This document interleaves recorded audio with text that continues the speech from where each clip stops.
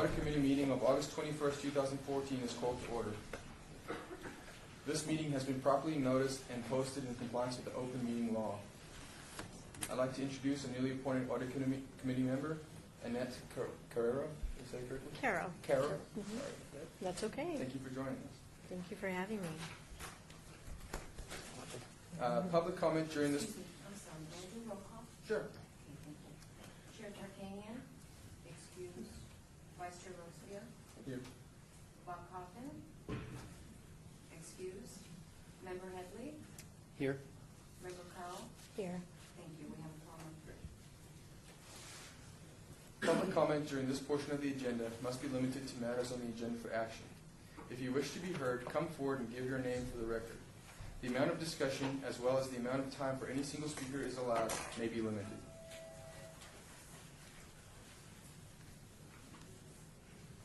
Hearing none, we'll move on to item 4.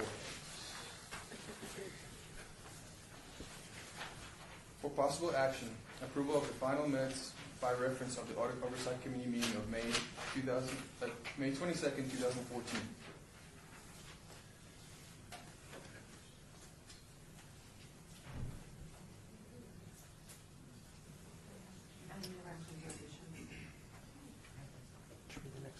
What's that?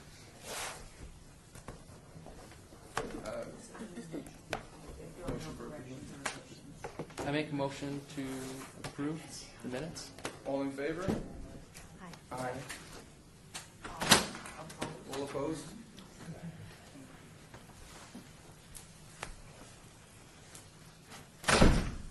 I want to apologize. My calendar says 10:30. And I asked yesterday, because usually we meet at 10. I said, "Are you sure?" And I was told yes. Well, I was told incorrectly. I can't even yell at Kim. She's not here yet. So, anyway, I'm assuming you began. I did. We just need to wrap up one final. Motion has been approved. Thank you. So we are on number. We are on number 4. Yeah, we approved the minutes for. Okay, fine. So we've approved the minutes, and we're now going to number 5. The discussion for possible action on the general report by the city auditor. We will now hear from Brad Sneldy. Thank you, Madam Chairwoman. Currently, the following audits or projects are in process. OBD Parking Services, being led by Brad Snelding and Philip Marmorowski. It's in the planning phase.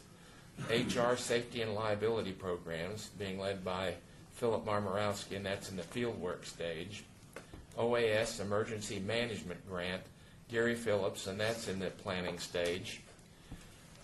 Fixed Assets, Nancy Beatty, and that's in the reporting phase. Building and Safety Development Service Center Cashiering, Nancy Beatty, and that's in the planning stage.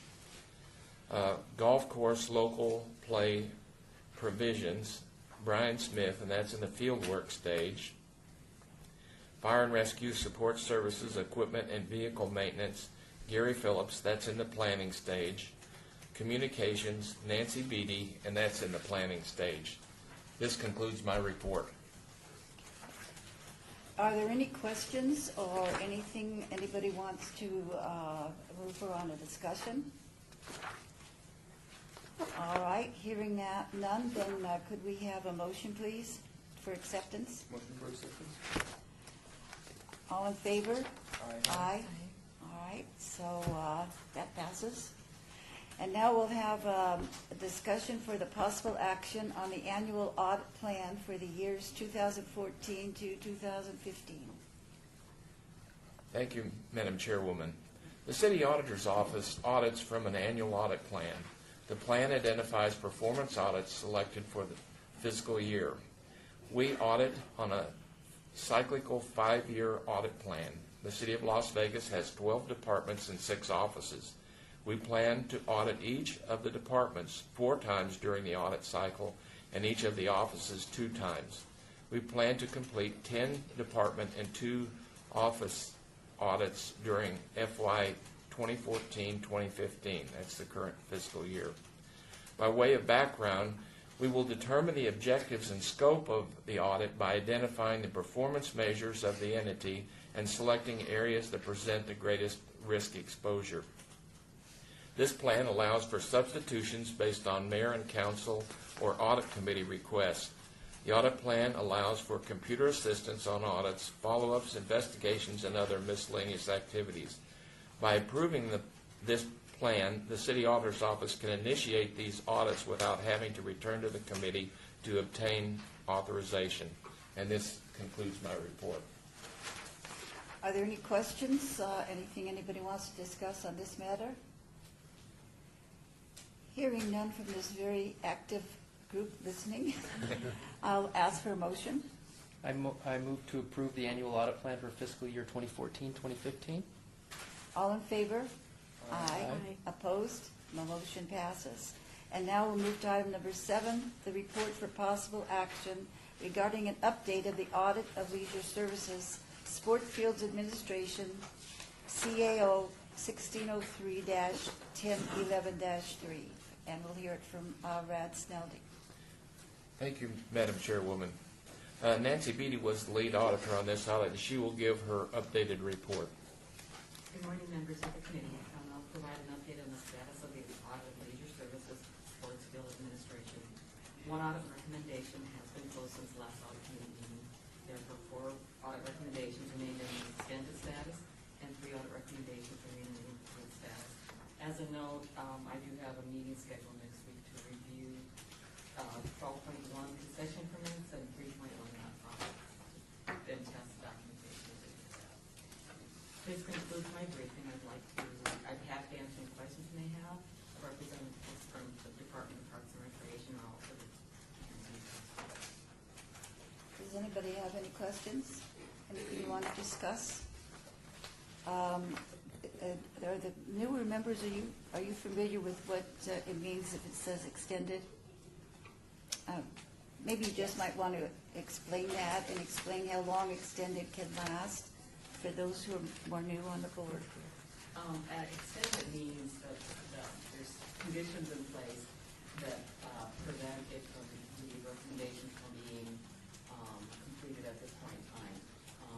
Some of the areas that we consider are like if there's major programming changes, or sometimes it's a matter of having the buy-in from multiple departments, which require a little bit of extra time to coordinate. In the case of these, the extended ones on this, it was requested by Scott Adams a year ago, to put some of the recommendations in extended due to an upgrading.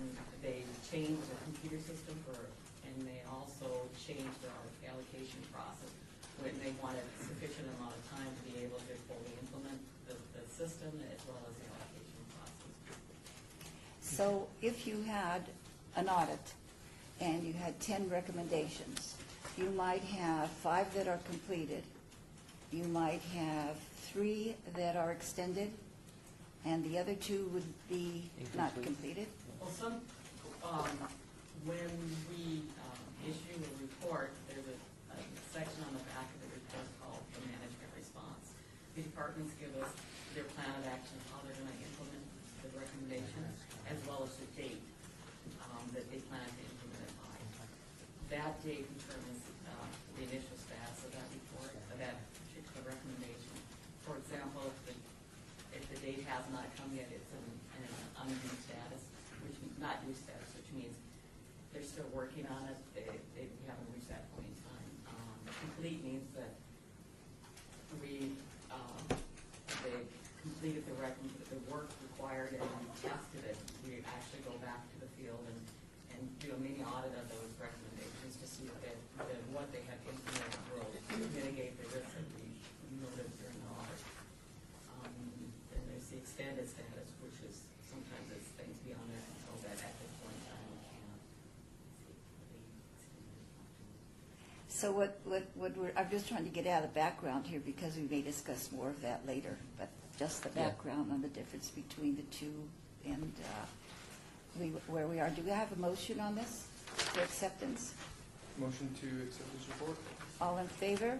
Aye. The report has been accepted. Item number 8, the discussion for possible action on the audit of the Hanson software utilization.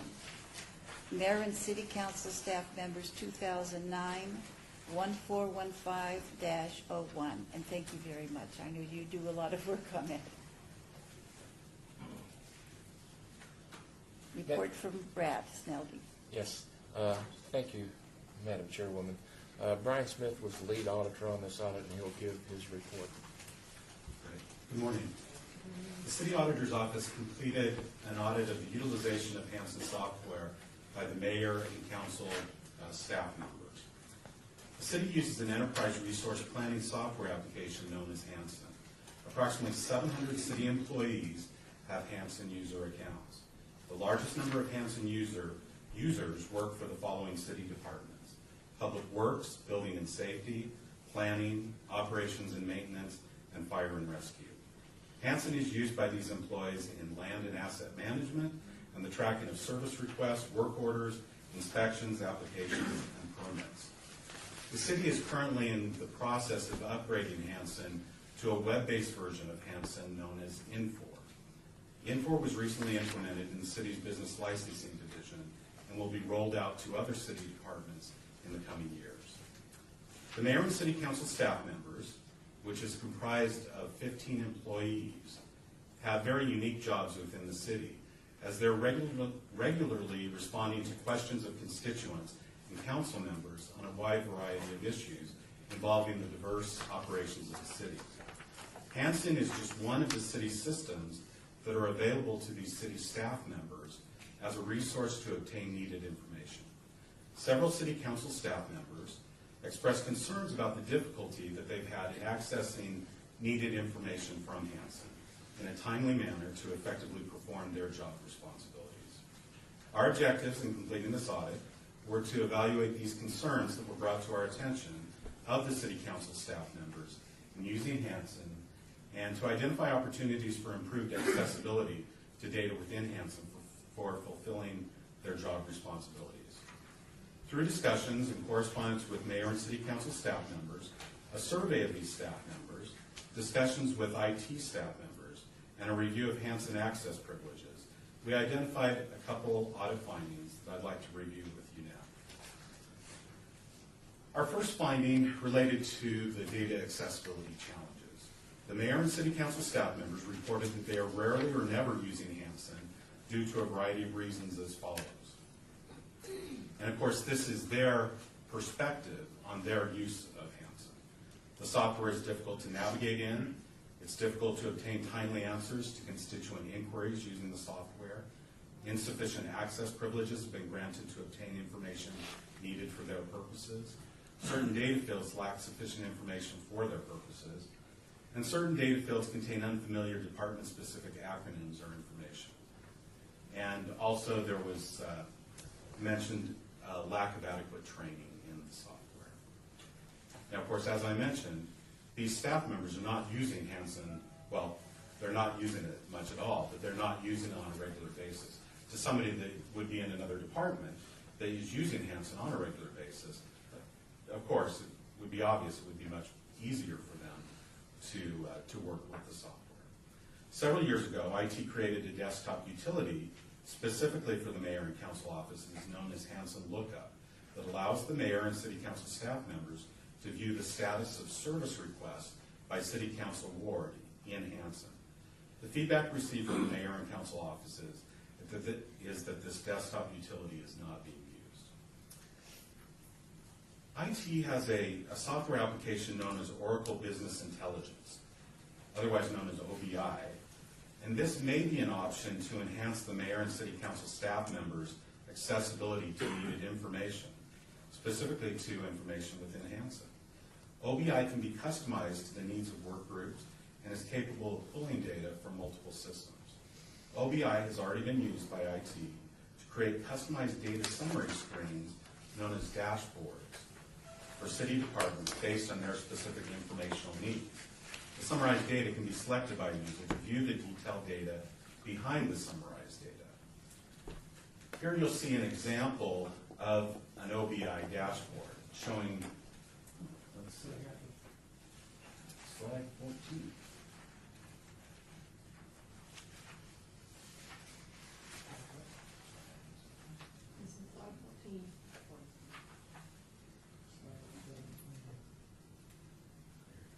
So here we have an example of an OBI dashboard.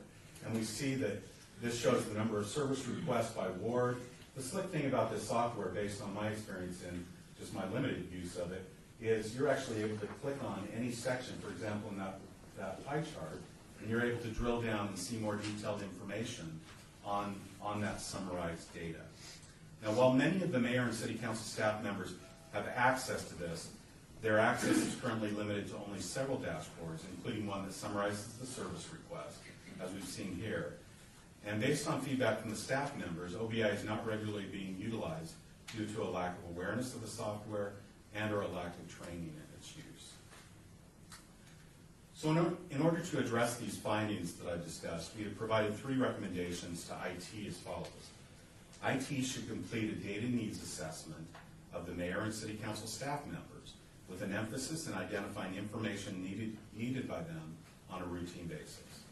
Based on the information gathered in the data needs assessment, IT should evaluate which data needs can be addressed through the expanded use of OBI. An evaluation should be completed of existing OBI software dashboards for which the mayor and council staff members could be granted access. Where appropriate, IT should create dashboards that specifically address the informational needs of the mayor and council staff members. IT should evaluate and document the software training needs of staff members in both Hansen and OBI and conduct formal training sessions as needed.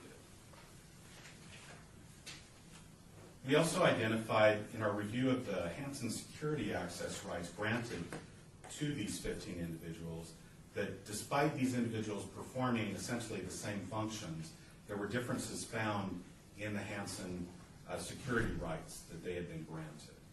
And so in order to address this finding, we provided the following recommendation.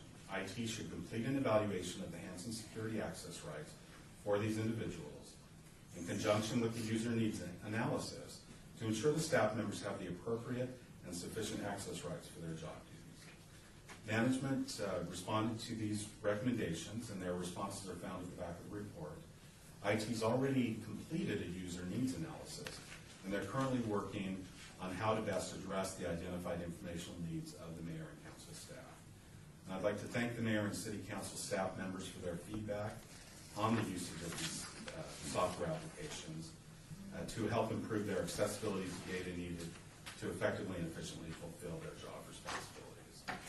There are representatives from IT here, and I'd be glad to answer any questions you may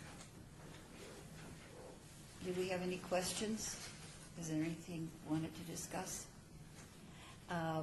My concern would be that in working with staff and finding there were some difficulties in Hansen, and knowing sometimes the reluctance to get into a new type of computer workup, there still seem to be problems for those who weren't reluctant. And so it seems this addresses it, and IT's already done it, you said? Although we haven't confirmed it, they have represented to us that they have met with all of the city council and mayor staff members, and they've gathered information from them as to their informational needs. Did you have anything you wanted to add, Joe?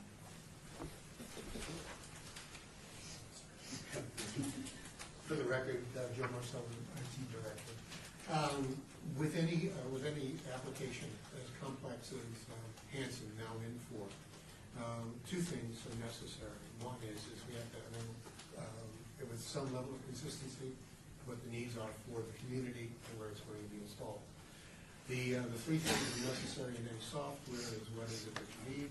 The second thing is once that's put in place, that it actually has to work on a consistent basis. And the last thing we have to do is measure it. It has to be both available for the ability to mine it for information so that the management can run the place, as well as to monitor it to make sure that those things that we said we were going to do are happening. That's a journey. It's not necessarily done in one day, and it's not done with one single implementation as well as training. The new application is being implemented into DSC. So this particular opportunity is it's a brand new software, new architecture. It's not built the same way. It's more web-based, where most folks are a lot more comfortable with that kind of interface. So that, we think, will not necessarily cure the problem, but certainly make it a little simpler and make it more familiar to staff that's used to those kinds of interfaces. The application is being installed in a fashion that much of the data that had been left out in the past is now incorporated and required by the individual departments. The DSC has been configured in a fashion that there are 3 departments and a division, building and safety, public works, the division being business license and planning, so that there is a consistent workflow and a relationship. So that should ensure that there's going to be a little bit more data integrity. The question that you're asking, Chairwoman, is will they get the kind of training? Well, I think part of what's necessary is they need to be involved in the design, and a lot of conversation has to be, that we have to have with them as to what their particular needs are. The OBIEE alternative, the Business Intelligence or Decision Support Software, is being selected as an alternative to just the customer relationship systems module that's in Hanson. That's just what the customers complain about, whether it's graffiti or potholes and the like, to include other information that answers most of their questions, because they don't ask just one. So this way, when they have a good question, and then and that question is answered, and that conjures up the next question, this particular application software does a good job of mining or asking those kinds of questions in multiple organizations. So the problem that we think is solved, or will be solved, is we'll have their input, we'll know what they need. The systems that are going in are going to be more integral, and then the application, the interface to them, not only with that training, but it actually will give them more comprehensive relationship information rather than having to go to multiple systems to get those kinds of answers. So in short, yes, they will be trained. The data will have a lot more integrity, and it'll be usable. And Chairwoman, if I may, basically like any software, if you don't use it for a while, you forget how to use it. So the thing is getting them to use the software more and more and get comfortable with it. So the daily practice, I know in the past we've trained, but if you're not using it daily or every other day, memory forgets how to use the process. So it's important that they get onto it and start utilizing it instead of calling on the phone and asking. Right. As I recall, and this was some time ago that these questions about Hanson started, I think it was just shortly after I first came on the council, but as I recall, as information developed, there were other departments that had problems, and there were some departments that had no problems. It was just a whiz for them. And I was told at that time that it didn't meet the needs of those particular departments, which is what you're saying here happened. So what you've done then is address that by, as you said, get more to the integral part of their needs, so that then that will be solved. That should be solved, because I know that there were a lot of complaints, and I know it's easy to say, well, they just didn't want to train on it and everything, but we did have some good people who liked working on that kind of stuff that were having problems. So it seemed to me there was something in addition needed. And now you're saying that these are being provided. And so would it be, I think it was the fleet department maintenance, or there was some other, so are you looking at other departments too and seeing if they need this adjustment? There's absolutely. There's certain ways that software is done. You can do it from an enterprise perspective, or you can do it as a hybrid, where you have an ERP, an enterprise resource plan, where you have one comprehensive application with one database. You ask the customer for the name and address one time. But that's not necessarily optimum for everything. So some things are sub-optimized, so we're not going to use those. Then there's other applications that are in the term of science is best of breed, and we'll buy those kinds of applications, choose those applications, and then find a way to integrate, and that's what my department does from a programming perspective. Take that software, make sure the financials are covered, the GIS or the spatial component is covered, and we'll make sure that it's integrated and related to that same enterprise, just a different software and a different vendor. So you're going to have intervening and all this. Okay. Does anybody have any more questions? Does somebody want to make a motion to accept? I will go ahead and make a motion to Zip? Did we want him to say something else? No, Okay. All in favor? Aye. Okay, we'll move then to item number 9. And thank you so much. And you know, that makes sense, that you'd have to take something and then read it in order to meet, because one thing doesn't meet every need of every different department, I would think. Yes, one size does not fit. Thank you, and thanks to you also for the audit. Discussion for possible action on the annual audit recommendation follow-up, because that's important too. We have all this work done by our auditors, and we need to be sure that it gets followed up accordingly. And this discussion is as of June 30th, 2014, 2603-1415-02. And again, I turn to you. You know, Rad, I just take it for granted you're going to pop right there, so I ask Rad to speak Well, on this. Thank you, Madam Chairwoman.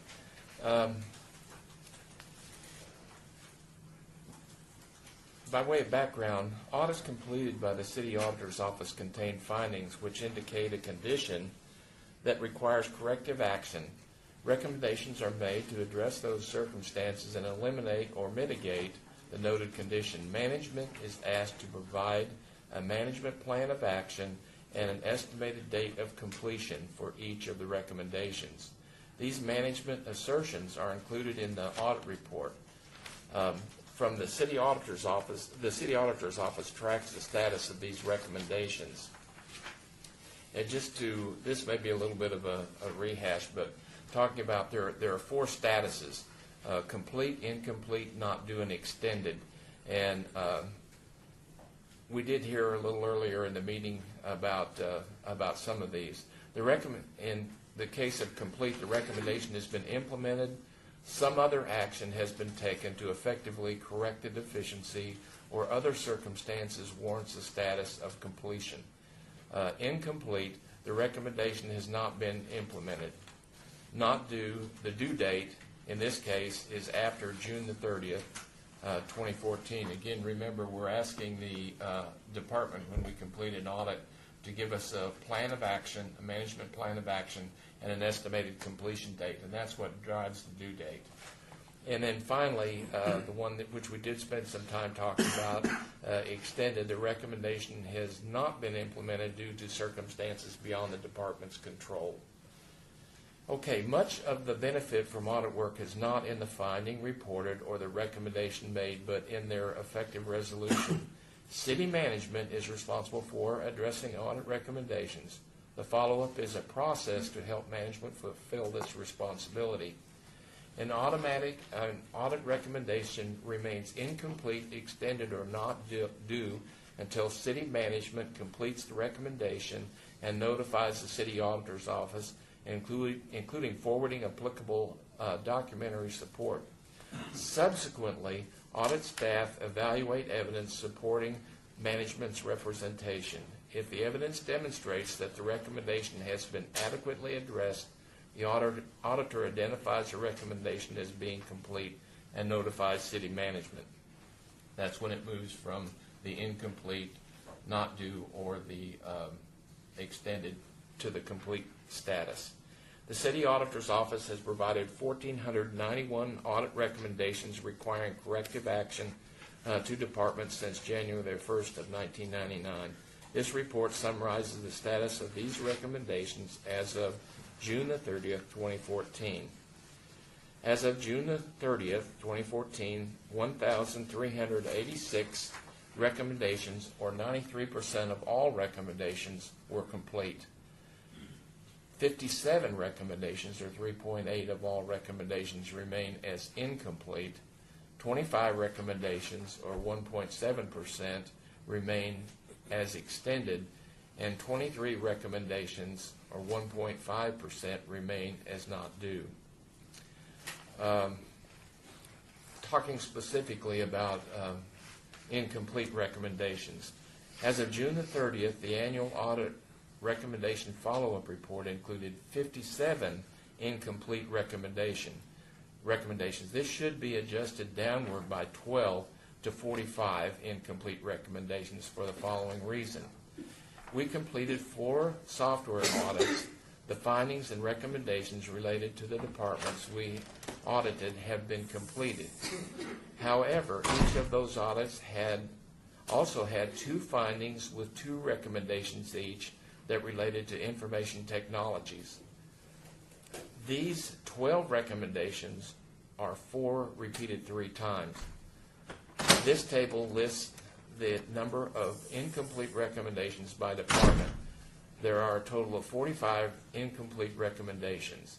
As you can see, there's 17 in building and safety, 4 in information technologies related to the software that I spoke about, 7 in municipal court, 2 in the Office of Cultural Affairs, 1 in the operations and maintenance, 13 in parks, recreation, and neighborhood services, and 1 in the planning department.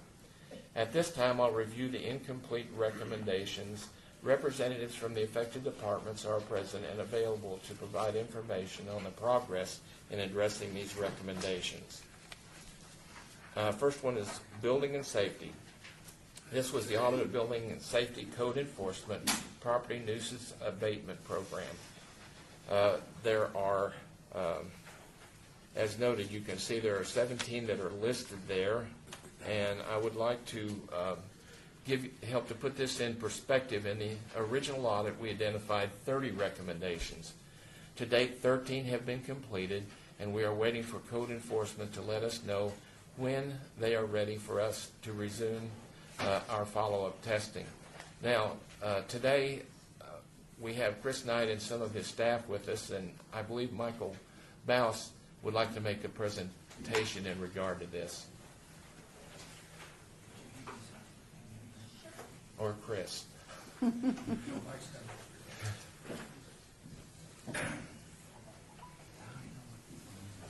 morning. My name is Chris Knight. I'm the Director of Building and Safety. And I just wanted to start off by thanking Rad and his crew. We have an excellent working relationship with the audit staff. Brian has done a lot of work. We're looking forward to the results of the cashiering audit that they're doing. Believe it or not, maybe we're masochistic, but we like audits in our department because they help us get better at what we do.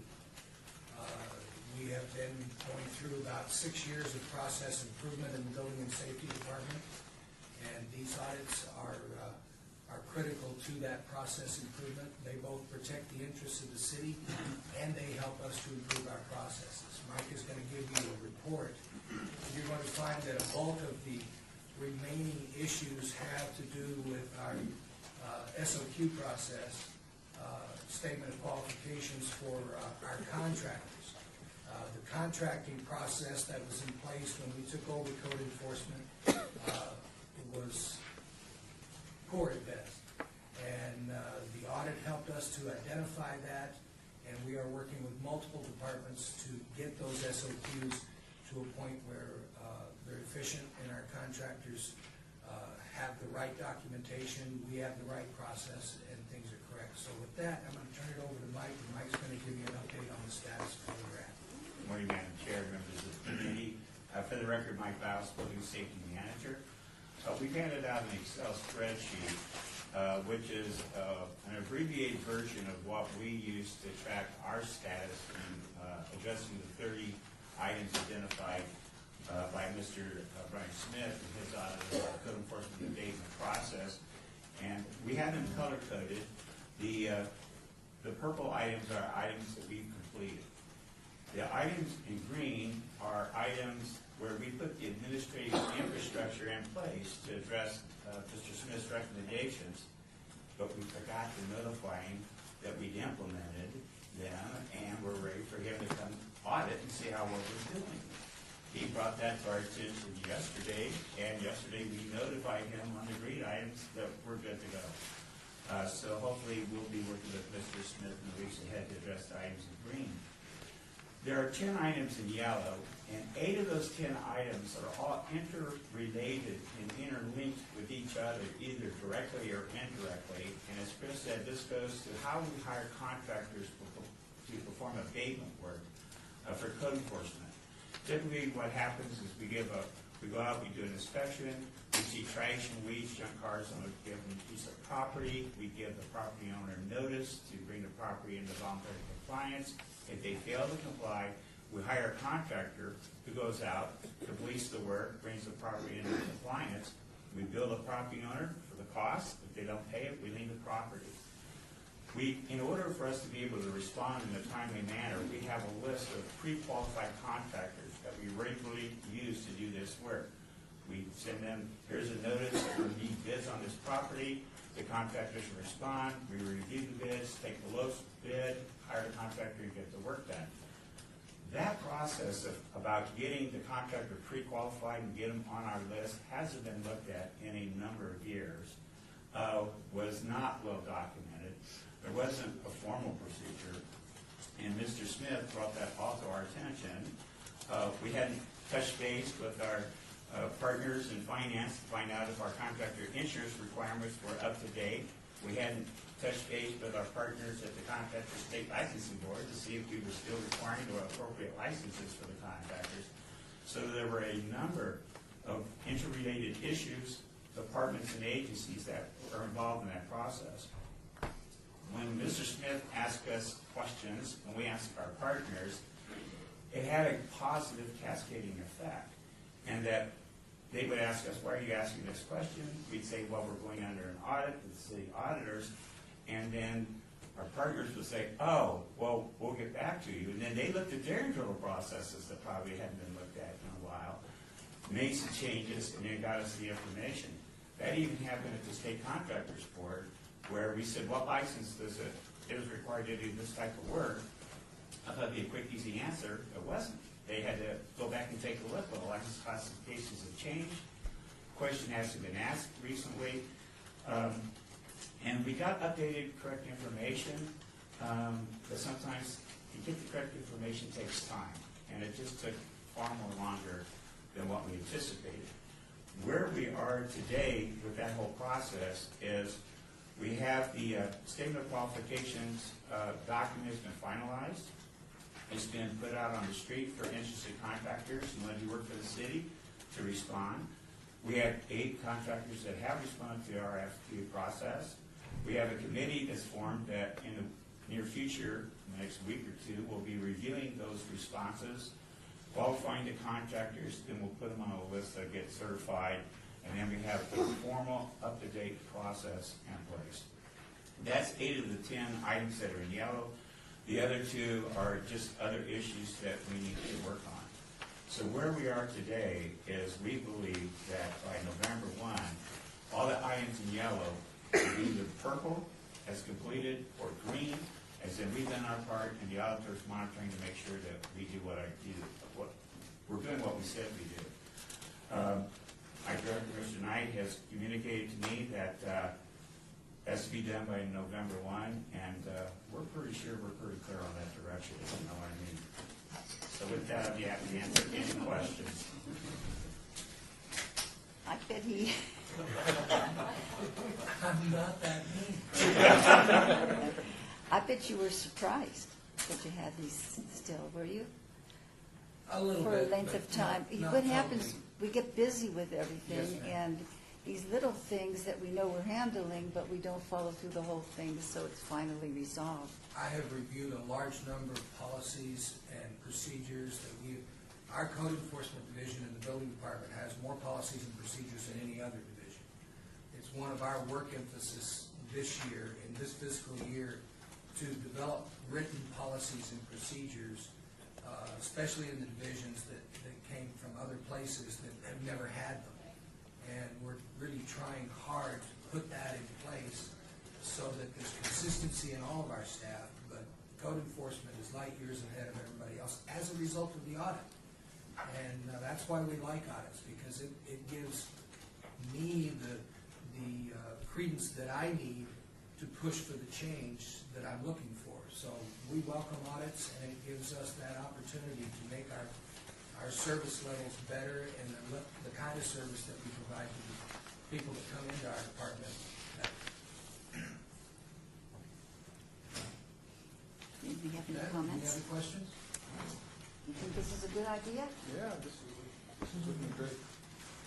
It is something good that's coming, and that you pulled all this together in order to have us take a look at something that might have been some time ago and it slipped our minds, or we just didn't follow through to completion. Even though it's going all right now, we have to have that done. And I really appreciate a department that appreciates audits, because I think, if audits are done in the proper way, I don't know how the IRS does that, but if they're done in the proper way where you're two entities working together to try and make improvements, it's good to know. You can't correct mistakes unless you know about them, and then you accept them, and then you work together. So I think that's excellent. And Chairwoman, as part of Chris's evaluation, that we're going to get all these completed along with all my directors. So it's a priority. We've heard it loud and clear. So as part of their evaluation, that they complete all their audits. Yes, Orlando made that known to me in no uncertain terms. Did you have anything additional to say? Not on this particular one. Okay, then we would move to information technologies.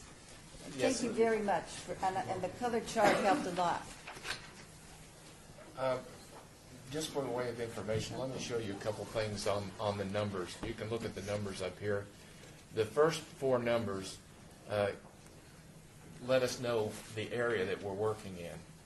The second two numbers, in this case, 1314, means that it was completed in FY 2013-2014. And then the last number there indicates the number of the report. Like, for example, this one was released first, this one was released fifth, this one sixth, and this one seventh. I mentioned the information technology reports earlier and said that there were 4 reports that we did. They're very similar audits, but in the particular case of the departments that we audited, there was one finding that related to them, and then there were 2 findings that related to information technologies. In the case of the one that related to the individual departments, each of those departments corrected that, and they're completed. We do have 2 findings with 2 recommendations each that are open that relate to information technologies. And IT is contemplating using a different approach to mitigate this particular issue as opposed to what they initially put down as their plan. And let me say this about that particular situation. We're interested in seeing a correction made, and we're not locked into the idea that if somebody said we're going to do it this way, when they can come up with a better way to do it, we're good with that. All we're interested in is seeing that the problem is corrected. So again, there are representatives from IT if they have anything to add to that. Are there representatives?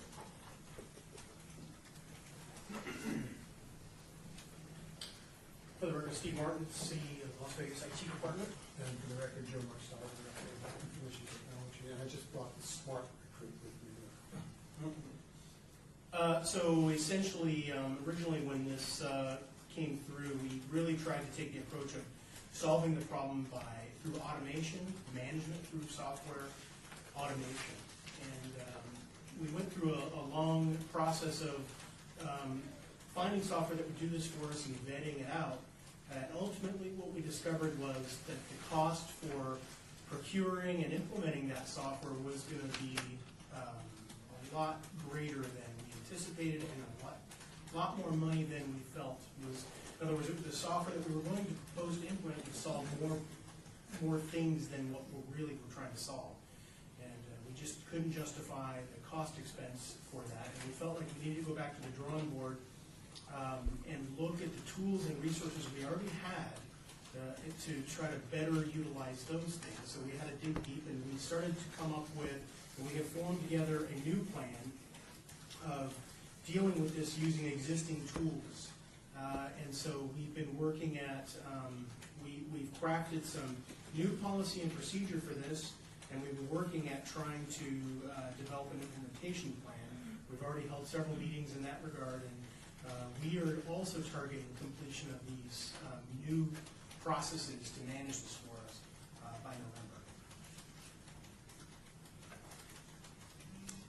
saving us money? That's exactly the reason. That when we took a look at the software, it was there was no return on investment for the task at hand. And Steve's exactly right. It was feature rich, and we didn't really need all of that functionality for this particular organization to solve this one problem. So, alternatively, we can not necessarily cobble together, but leverage the current software utilities that we currently have, and then go out and do that kind of remote assessment, and then essentially find software that doesn't belong and clean it up remotely without actually sending folks out there. But it just means that we needed to be intelligent in the back room and look at an alternative rather than looking for a single. It's good that in bureaucracies we can be intelligent and do that, because so often we just fall into that trap of, oh my gosh, we got a problem, and then we overreact, and we end up with more problems and greater cost. So that's very good. It did extend the issue.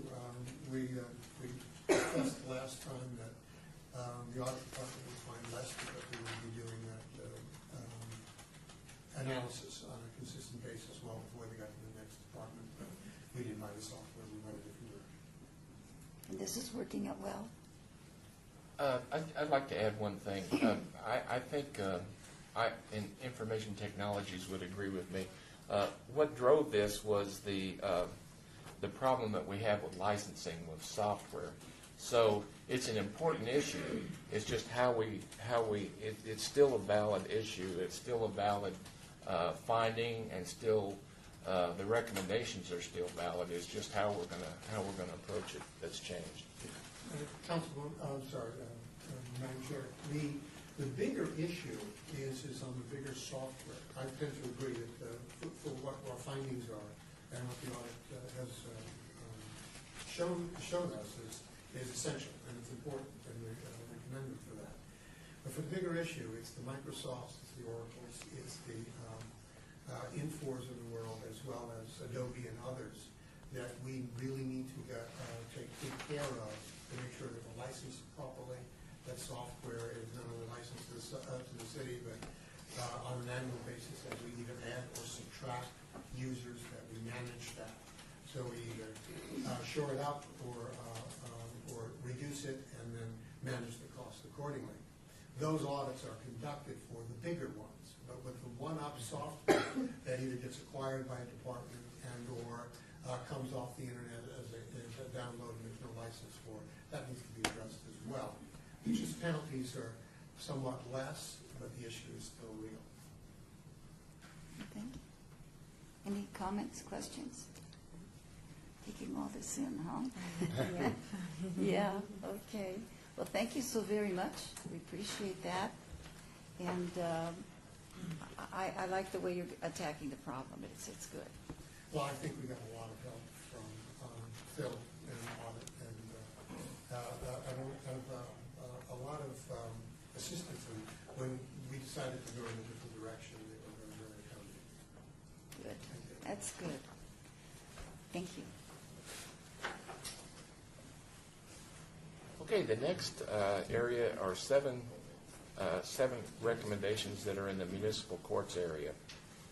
The first one has to do with, well, let me explain that. You can see up there it talks about MAS. That's the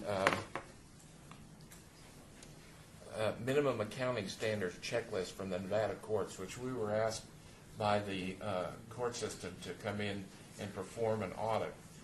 We're allowed to do that as an internal audit operation. It can also be done by an external audit operation, but in order to hopefully save money, well, then we actually did that. This particular one has to do, the first one has to do with findings related to the need for an adjusting entry as a result of a reconciliation between the old court system. What we're waiting on this one for is we're waiting to have that entry booked, and then once we have the entry booked, well, then we've looked at the system, and I think it's working correctly. Brian has, in Brian's area, and I think he's looked at that, and I think we're satisfied with it. We just need to have that entry, that adjusting entry booked. Did I say that right? Okay, I did. Can I ask a question? You'll tell me if I don't. Absolutely. Do we know what the dollar amount is, the adjusting entry? Do we have someone from courts here today? No, unfortunately, I don't think we do. It is a significant adjustment. They are projecting, I think it's over 900,000 posting to revenues. Okay. And it was a reconciliation problem in the old system with what's known as the Bell Register. The Bell Register and the GL are now, they reconcile, but in that migration to the new system, they had to take care of this reconciling difference. And considering the magnitude of the entry, they're going through individual cases in the court and making sure that we are indeed, that this revenue is appropriate to be recognized by the city. Is this similar to was any of this problem similar to what's happening in the district attorney's office now? Where they're paying witnesses or rent and fees that are over and above? I'm not sure. This- No, I mean, this is a different issue. This is for bail, when bail is posted, and then whatever happens with the individual, whether they were... Right, and that's the real challenge in courts. My understanding is that, in fact, there's an extended recommendation that relates to how the court reports their accounts receivable. Because you can have bail Right. issued, and then once that bail is, or once there's an adjudication, Right. then part of that bail will turn into a fine, be recognized as revenue. And so the current court system, in fact, from what I understand, we have one of the best court systems in the state, but the state Supreme Court or administrative office of the Supreme Court requires, they have this minimum accounting standards checklist that requires the courts to meet a certain threshold or certain requirements. And some of those requirements relate to how these accounts receivables are reported. And my understanding is that the court is working through that with their new court system to try to get this information so they're able to report it appropriately. I guess this has been out for 4 years now. And are we going to just wait until all these individual court cases are settled before we'll really know? Or are we going to investigate this? What can we do to expedite this process? Well, the last contact I had with the court, I was really hoping somebody from the court would be here. But they, like I said, this process, when you're dealing with this, with potentially $900,000 in revenue, that there's a lot of individual cases where they're having to look at the individual entries related to that. Mark, do you have more insight on this? For the record, Mark Vincent, the Chief of Internal Services, I guess is the closest you have in the room. This has been a topic of concern for a while, and it's obviously because of the audits, but it's also come up here recently in the media. And one of the issues that we have, if you could imagine, the process, as Brian was describing, it's rather convoluted.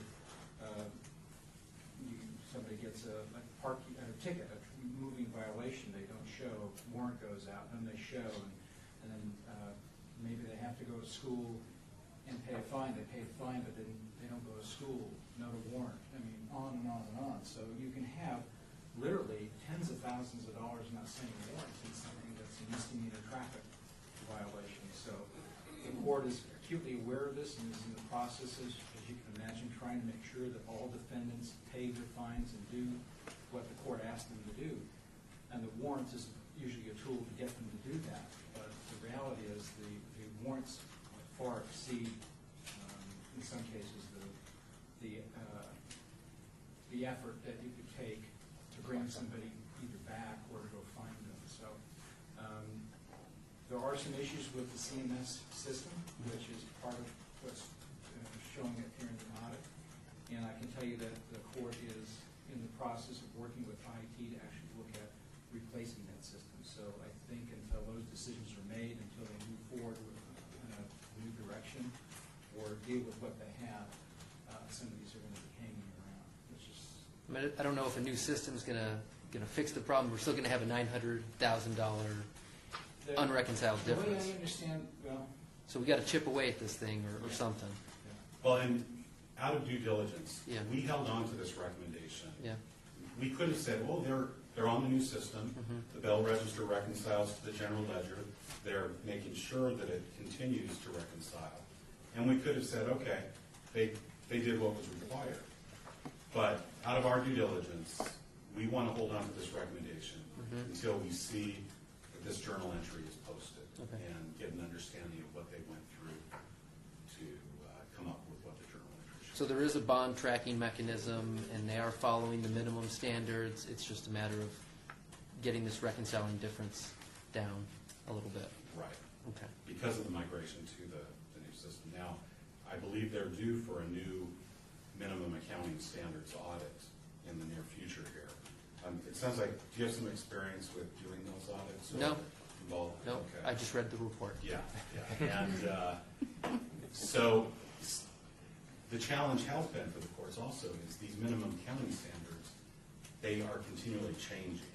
Now, I looked at the most recent standards, and it looks like so far as these accounts receivable requirements, it looks like they're still requiring pretty much what was there a few years ago. So, You're thinking this will eventually, though, cover that 900,000 gap? I mean, give us yeah, clarification. you know, Pam, Certainly make Pam it less. Jefferson is overseeing this. Of course, the court recently hired a new court administrator. They have to change in the court administrator. They've lost some personnel recently, and I think the combination that, I don't want to be in a position to make excuses for the departments that we've audited, but my understanding is that the combination of all these factors, as well as the tedious process of going through all these individual cases, has caused a delay in posting this. maybe I could add a little bit more to that too, because I was just checking with Linda out here, the finance director. Finance has also been watching, and she tells me this number is consistent. So one of the, it's coming back to one of the conversations I had with Pam a month ago was this issue of how do we record the entry. And one of the things I think that's taking her longer is they would like to, it's one thing to book an entry on the finance side and just get it done in aggregate. It's a whole other one to make sure that the system, all the right pieces in the CMS system reflect it. So we're talking about whether or not we needed to do that or not. And so I think that perhaps part of the issue. So anyway. I definitely understand dealing with the accountants, and they're very conservative, and they don't want to just book $900,000 to revenue without having the support and everything else. I think my question's been answered. It might warrant further follow-up at a future meeting or something like that when courts is present or something. We'll obviously have to satisfy Right. I just want to make sure this doesn't get kicked down the road another 4, 5, 6, 7 years, and it's just hanging out there. Let's bring it to a closure if we can. I think he's right, and would it help any to let them know we were disappointed if they weren't here today? Councilwoman, maybe I could just make a quick suggestion. This is Betsy for the record, Betsy Putnam. Maybe there could be some sort of communication from the audit committee to the chief judge, saying that this has been an ongoing issue for quite a while, and that it would be inviting them to come to the next meeting. And that way, maybe they'll work on it, and we can get this thing resolved, and we can get directly from you versus for Brian or Mark having to be the intermediary between what's basically a separate part of our government structure. I think as the audit chairwoman, you could very easily do a quick note to the chief judge and say, hey, this came up, you guys, we'd love to have you come to the next meeting. We weren't able to reach a conclusion today, and we need you here to be able to do that. I think that would be a I can reasonable work out a response. letter with you. I think Yeah. that would help. And I'm very glad that you brought this up. Okay. It's very good. Thank you so much.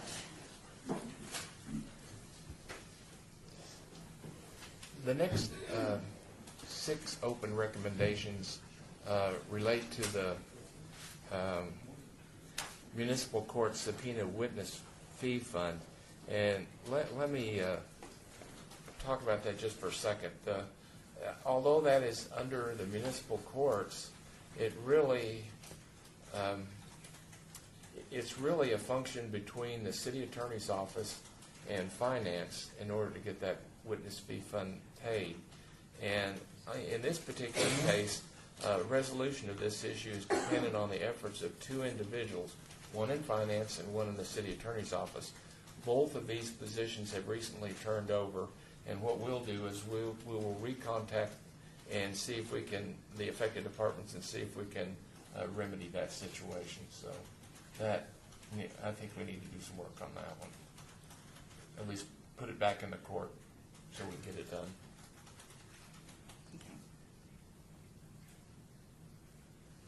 I think that's good. Yes, I think that would be a good thing to follow through on. Okay, we'll follow through on that one. The next one is the Office of Cultural Affairs. There's two recommendations that are open, and actually the procedures related to these two issues have been finalized. And once we have a little bit of time, so we can adequately evaluate the implementation, then we can move on clearing those. The next one has to do with operations and maintenance, dealing with the audit of sanitary. We'd like to say thank you to Cultural Affairs for working so speedily. Okay.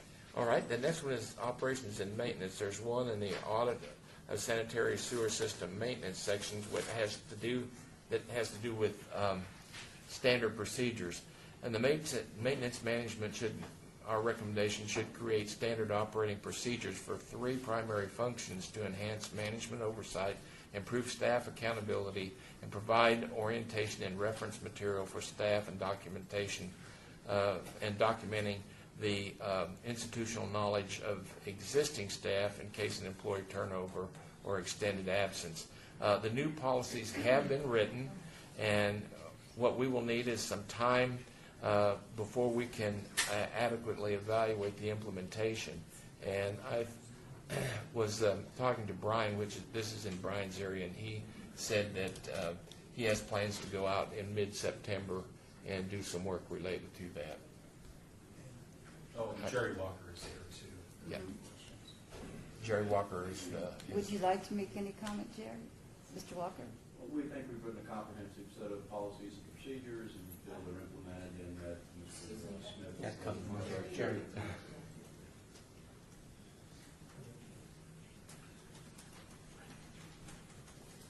Jerry Walker, Deputy Director of Operations and Maintenance. We feel we've written a comprehensive set of policies and procedures, and Mr. Smith will find them acceptable when it comes out in mid-September. We'll see that we've implemented it in an adequate manner. No, thank you for your swift work, too. Thank you. The next, Parks, Recreation, and Neighborhood Services. I might mention one thing, that when the report was put together, Parks, Recreation, and Neighborhood Services was one department, and since then they've been separated into two departments. One is Parks and Recreation, and the other one is the Office of Community Services. So just for information. The first one the first four have to do with the sports field administration, and the first one of those four has been completed. Actually, these recommendations were previously reviewed in a report from Nancy Beatty. The second one has to do with the audit of municipal sports unit, and it has to do with data input inconsistencies. The methodology for calculating fees may change in January 2015. If this occurs, this recommendation should be reevaluated for applicability. There's a possibility this may not apply any longer. And then there are three in the Audit of Economic Urban Development Neighborhood Stabilization Program, which actually belongs now to the Office of Community Services. And what's gone on with this one is the adjustments have been made and we are waiting for time to pass in order to adequately evaluate the implementation. Mr. Harson is here if you have any questions for him related to this.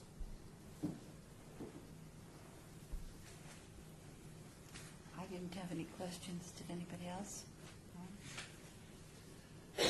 Okay. Now, the next one are five recommendations that relate to the audit of Parks, Recreation, Neighborhood Services, management controls over employee overtime. There are many changes that are going on in Parks and Recreation at this time, and we're waiting on notification when these recommendations are complete. So this is an evolving process right now. This one was one that was actually released last year. And Mr. Hacker is here representing the Parks and Recreation if you have any questions related to that.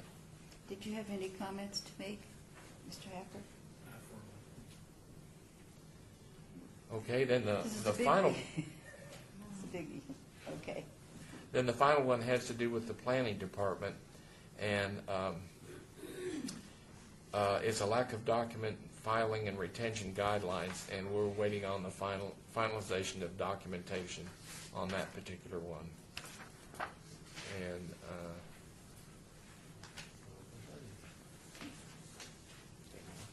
Is anybody here from planning? There's not. Okay. I know. But I will make a comment that I am in communication with them, and they've been really good at working with me, letting me know when they're ready for me to look at the recommendation. This really is an important one too, because many of the, I'm assuming you're looking at all kinds of documents, and sometimes those documents are needed when additional problems occur. And as you know, business licensing just went through a significant system upgrade from Right. the mainframe to Infor. And a lot of their open recommendations, there are some extended recommendations that are out there because of this system implementation. This specific one, they just need to give me some policies, come to some conclusions as to what their document retention policies are. Okay, thank you. Did you have any comments on this? Not on planning development, or On the planning the- department. In general, I do have a question. I'm looking at not just the incomplete, but also the extended. I'm noting there's about 16 issues that are probably, go back to 2010, 2011, and before, all the way back to 2004, 2005. There was a tax issue at Durango Hills that's over 10 years old. Can you help me? Can someone help me understand that issue? It's issue number 44 in some of the materials. If it's been addressed, we're talking about it was a $100,000 per year tax, property tax issue, and it's been out there for 10 or 11 years. So I don't know if this is a $1.1 million issue now, or if this thing obviously hasn't been resolved. Otherwise, it'd be gone. Can I get maybe a quick update on that one? this particular one has to do with, it was the audit of the Durango Hills management contract. Okay. And in that contract, what was happening is that the county assessor was charging for property tax against our contractor, and we had a question when we did the audit, since they were really acting in our behalf, didn't it make sense that we don't pay property tax? And so that question was raised, and it was in the particular department, operations and maintenance. Okay. And what we recommended is that operation and maintenance contact the city attorney's office to see if they could resolve that issue. And unfortunately, that has kind of labored on a bit. As you said, it's 10 years old. It's good that he's brought that up, because as I went through this, I said, oh my gosh, there are some things that are here from before I even was on the council, and I think I'm the longest one on the council now. So, I mean, that's a long time. And those are things that if an outside agency came and looked at it, they might be very critical, even though we may know there's reasons why or not. So it is good that we did this, that you did this, Brad, and it's good that we're looking at it thoroughly, because these are things that end up to be important internally and also perceptive-wise in the community. If I may, Madam Chair, Mark Vincent, Chief Internal Services, just for the record, with respect to the particular property taxes, we probably need to get the city attorney to close that loop with you. We have been paying those taxes under protest, hoping that the city attorney would prevail in their arguments. The assessor has produced a district attorney opinion that as long as we have a private for-profit operator operating that golf course, that they have to pay property taxes on their personal property. And so that's what they're assessing us now. They have to pay or we have to pay? Well, we have to pay because of the nature of our contract with the operator, because the operator is really on a cost reimbursable contract with a fixed fee, but because they operate it for profit, Who owns that one at Durango Hills? We own it, so.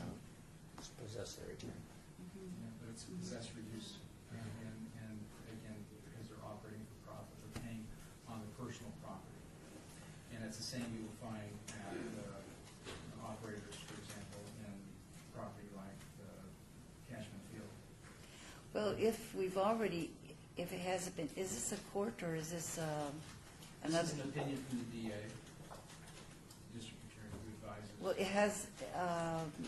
has he just found it can't be done the way we feel it should be done? Or I can't speak for the city attorney, but I don't think the city attorney feels there's any we have been paying under protest for, I've forgotten, 7 years.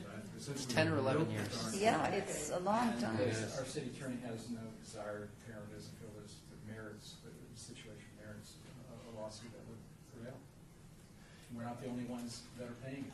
By the way, there are other local governments. No, if we need to pay, we need to pay. That's fine. It is what it is. But it was an issue that was brought up. Let's have a conversation and we can close these out. That's really the issue. Yeah, then it would be completed if we find out that we can't do what we There's a think should be legal done. opinion. If we accept that legal opinion, the city attorney's office does that, and then if we get some documentation, I think we can move Answer towards your that. question, and then one to let Brad know that you got to close that loop. Yeah, Jim's on it. Yeah, Councilman, I just had to grind to see where we are. I know that for some time, our office is looking at whether or not we can go to the Nevada Tax Commission and ask for a refund. I know that there's been some back and forth between us for some time with the state and our city. I know we've been taking protests for quite a while. I'll definitely go back to the office, find out where we are, and we'll provide an update. And if we have to continue, we can still continue to protest. It's just that it would help to show that we completed it going as far as we could. Absolutely. No, I'm happy that we're looking at it. That's the key. Right. And I think there's others on here, Madam Chairwoman, that, that's just one of 16 that seem to be fairly old.